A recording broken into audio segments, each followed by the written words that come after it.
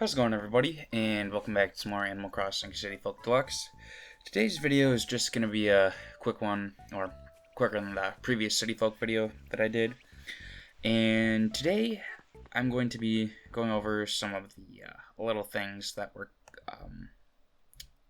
put into the version, I think, 1.1.1, looks like. So let me just quick read the little patch notes, and then I want to talk about something that I missed in the previous video, which I thought was really cool, but probably a lot of people that play Deluxe probably know. But for the additions, 5 new villagers were added. 3 of them are chickens, 2 of them are elephants. The 3 chickens are Betty, Brafina, and Ken. And then the 2 elephants are Tia and Sid. And that's it for the new villagers. And again, there's a ton of villagers in City Folk Deluxe. Not that that's a little amount. It's just he's already added like a bajillion. So I wouldn't really expect to get like a crap ton more villagers every update, but you never know. Now for the changes. Fossils are now identified upon collection after the players collected every fossil in their catalog. And you'll see later on in the video that this did happen with one of the fossils, but for some reason, with one of the fossils, it did not work. So I don't know how exactly it works. Maybe it just messed up the first time, or I don't know, because I already had the fossil once before in my inventory. So I'm not sure what exactly happened. But anyways, the French localizations have been updated to fix mistakes and inconsistencies. Good for French. The word censorship lists have been updated and modernized. Nice.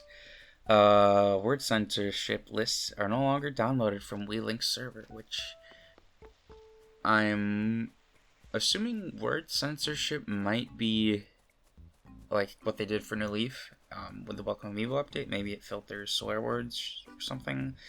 I don't know. As for bug fixes, the Bug and Fish encyclopedias now lists the correct critters when the alphabetical catalog sorting is enabled, which I did enable in this video, and for some reason it didn't alphabetically order the Bug and Fish, so I don't know what the deal is there. I don't know if I have to reset the game or not. That might be the issue. But it did work with the store catalog, which you'll see later. Invalid text characters have been removed from all affected Korean villager catchphrases, which is good. Fixed various villager texture mapping mistakes, so all the villagers are going to look brand spanking new, and hopefully flawless, to a degree. And that is it for the patch notes. So what I forgot to mention last video, and what I found really cool, is that for Bugs and Fish now, you can drop them, which I'm pretty sure was added in the New Leaf plugin too, which it's a cool feature that people are thinking of. So you could give them different people, like someone else you're playing with, fish or bugs, but the catch being that it doesn't actually register in their encyclopedia. So you could give it to your museum, but I don't think you're going to be able to get the golden net or the golden fishing rod. So kind of balances out. You get a full museum, but you don't get the tools associated with it. So if you want to go that route, just drop off some fish or bugs for your friends if they don't necessarily care about the encyclopedias. Otherwise, just gotta catch them normally. And this here is how you're gonna set the catalog sorting. You can have it set to categorical or alphabetical. I'm gonna prefer alphabetical now, just because it makes things easier to find. Which you can see here, everything is listed alphabetical now, which I think previously only the fossils were, but it is a very nice feature that has been added. It makes sorting through things a lot easier. And other than that, that is kind of it for the main stuff. I will show in just a bit myself getting the actual fossil and it registering in the pockets as identified. But for the flower situation, there's quite a few more flowers here and there. Not every single spot has been filled yet, but it's getting there. And here you'll see that when I check my inventory, it is automatically identified, which is really cool. Again, don't know what happened with Apache Torso. I might have given it to Blathers on a different profile. That's the only thing I can think of. But it is still a really cool feature and makes it so you have one less trip to the museum. But you do have to have previously obtained it. I mean, you can't just go around picking up every fossil. You still have to identify the first ones.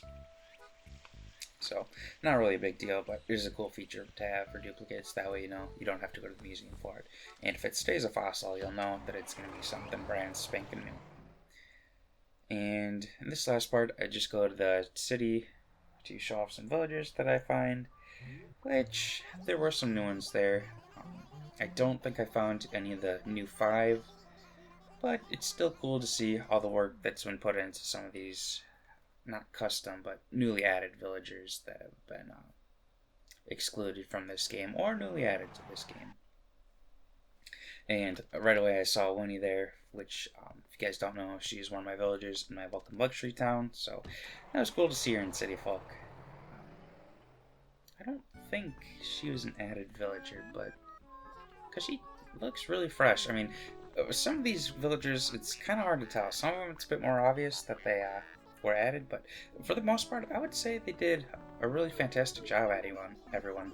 Like Wade, I think he could fit in with City Folk, but I'm pretty sure he's a new person, and I think the frog was newly added as well. So they did put a lot of care and love into these villagers, and it really shows. Like, I don't think anyone I've seen so far has like been sloppily done or anything. They're all like really good looking villagers in my opinion. But that's just me, my thoughts on that. And I'm amazed at how some of them look, because they did a really good job. I don't know what's all involved with making villagers, but I just wanted to show him off a little bit.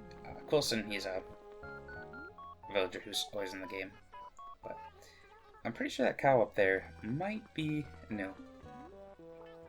Yeah, I'm pretty sure she is, but honestly, the designs for some of these guys, I think they were the ones that were missing in the, they were taken out after the GameCube and Animal Forest. Actually, I don't know if there's any specifically Animal Forest exclusive villagers. There might be, but I don't know right off the bat. Egbert has been in the game from the start, but yeah, it's just a ton of cool villagers. I go outside one more time just to show off some of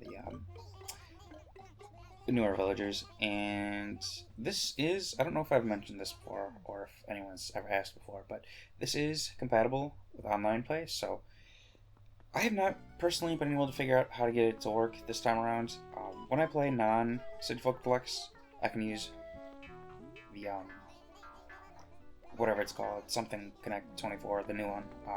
It works perfectly fine, but for some reason with this, it doesn't work the greatest, so I'm going to have to figure out how it works with Revolution, but just showing some of the newer villagers, and I just kind of only wanted to talk about it today. A bit shorter than my last City Folk video was, but not too much to cover, and I just like extending the videos sometimes.